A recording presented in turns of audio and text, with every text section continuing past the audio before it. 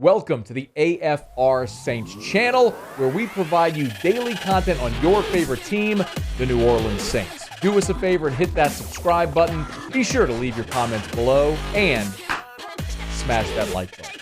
Who dat? We are continuing our Payton watch here in the days of these coaching searches. Payton watch. And of the 5 openings, there are now 4. Frank Reich has been named the head coach of the Carolina Panthers. Julian Council covers the Panthers, host of Locked on Panthers, also does work for WCNC there in Charlotte. It's good enough to join us for a couple of minutes. How are you, dude? Doing well, Matt. How are you? Well, doing really well. I know this has got to be a really busy day when the NFL team hires a head coach. So thank you for making time. First reaction to the hire.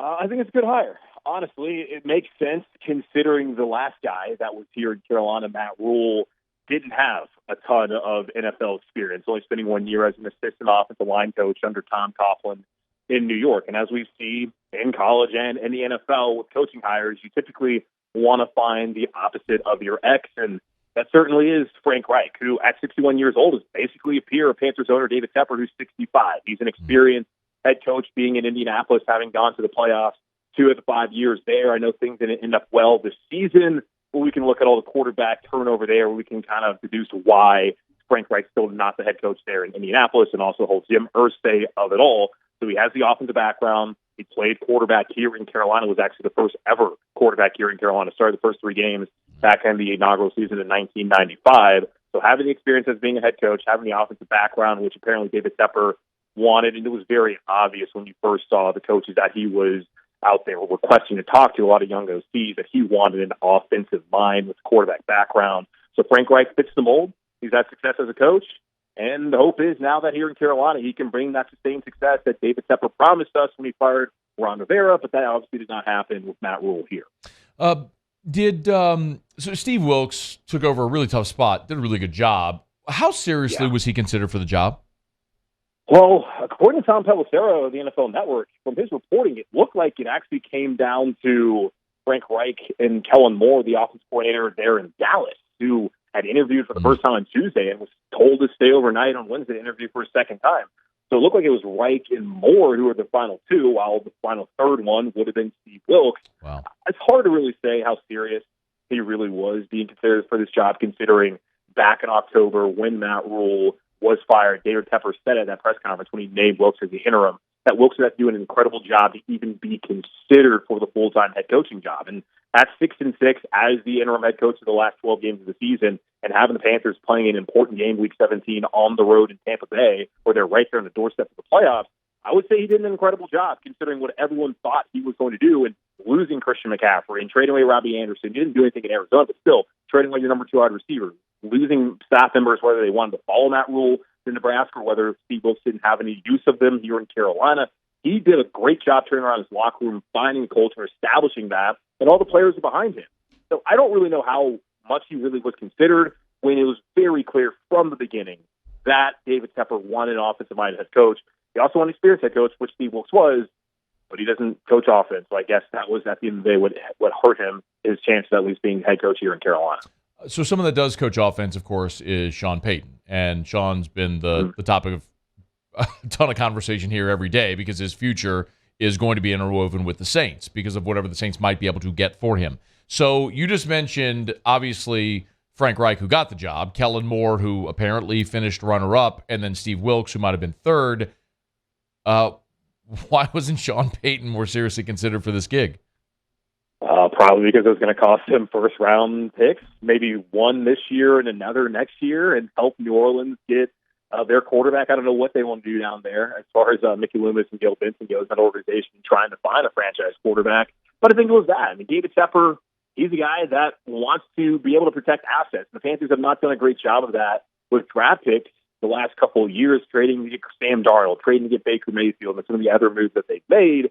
It made sense after getting McCaffrey to San Francisco and being able to recoup some of those picks that they would start to build a better roster and build the right way and not give away some of these valuable assets.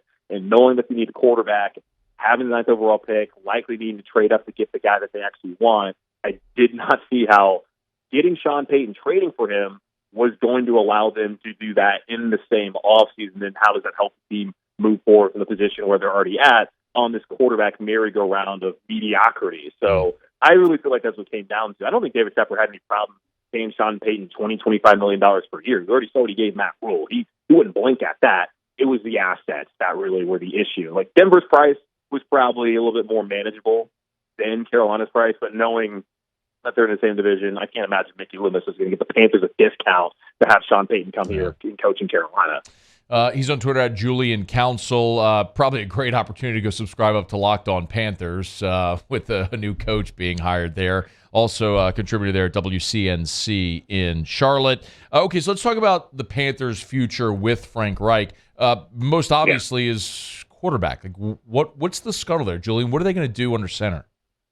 It sounds like they want to take a rookie. And from someone I talked to this week, it looks like David Tepper is really eyeing C.J. Stroud out of Ohio State. And anyone who watched that game against Georgia on New Year's Eve, the dude balled out in that loss. And he showed a lot of things that people were hoping to see from him during his tenure, his career at Ohio State. So I imagine he's going to be one of the top quarterbacks taken. Of course, Will Levis will be an option. Maybe Bryce Young will be an option. We'll see about Anthony Richardson. Those four guys are going to be heavily scouted by the Panthers over the next couple of months. So it looks like a rookie is the option, especially when you look at bringing Teddy Bridgewater. And part of that was Joe Brady being hired as the OC and then trying to have a bridge until they found the right guy. But then the panic moves of bringing in Baker Mayfield and Sam Darnold the last two off seasons. I have a hard time believing that David Tepper, the owner here in Carolina, is going to want to go back down the veteran route and that they would want to do it the right way. And you got to think about Frank Reich, too. He's a guy who took that Colts job with Andrew Luck as his quarterback, and then Luck decides to retire. He stuck with Jacoby Brissett for a season. Then the next year it's Phillip Rivers, who then retires after they get to the playoffs. Then it's Carson Wentz. That doesn't work out this year. It's Matt Ryan. That gets him fired. Frank Reich's going to want stability also at the quarterback position. I think he's going to want to have a young rookie quarterback come in here and be under center in Carolina. And they're certainly perfectly positioned to go out there and get their guy if it's staying at 9 or trading up in the draft this spring. Man, it's so similar to where the Saints are. I mean, you mentioned Teddy Bridgewater and Darnold and Mayfield. It's like the Saints are circling through that same thing right now. And both these teams in the same division. It's part of the reason I think why the South is what they are. But how close is there a feeling to Carolina to being a team that's competitive and back in the playoff mix? Well, they're clearly not that far away when they were right there and then mixed in Week 17, where if they would have beat Tampa Bay, then beat New Orleans the week after that, which they did. Who knows what would have happened had they beat Tampa Bay if they would have been able to follow up and have that success again. We already saw that they were in the thick of things with Wilkes taking over a team that was 1-4 after the first 5 weeks. So they're clearly not that far away. Now they're going to have to fill some holes on the roster. Like, they need another wide receiver. DJ Moore's the only guy in that offense that scares you. They don't have a single pass catching tight end under that rule. They need to fix that. They haven't had one since really Greg Olsen was healthy back in like 2017 and 18. And he was banged up the last couple of years in Carolina. So they got to get that.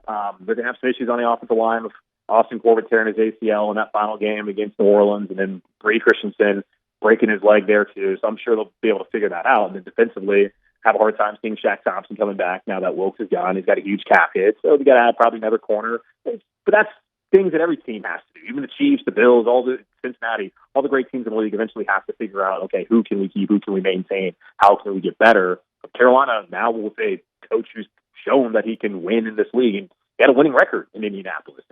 It's very odd that you see a guy in that short amount of time get fired and have a winning record. Now he comes here to a position where, hey, the right quarterback comes in place. They could be a team that I think maybe wins the division next year, which I probably think what you need to do to be able to make the playoffs in the NFC South, considering how bad the division was this year. So I don't think they're very far at all. That was illustrated by Steve Wilkes' turnaround the final 12 weeks of the season. All right, he's on Twitter at Julian Council. You'll give him a follow there. Subscribe up to Locked On Panthers. Great week to do that. And, of course, contributor to WCNC in Charlotte. Busy day, man. I know. I appreciate a couple of minutes. Thanks for squeezing us in. Yeah, anytime, Matt. Take care. Hey, thanks so much for watching. Please leave your comments. I love to interact. And be sure to hit the red subscribe button below.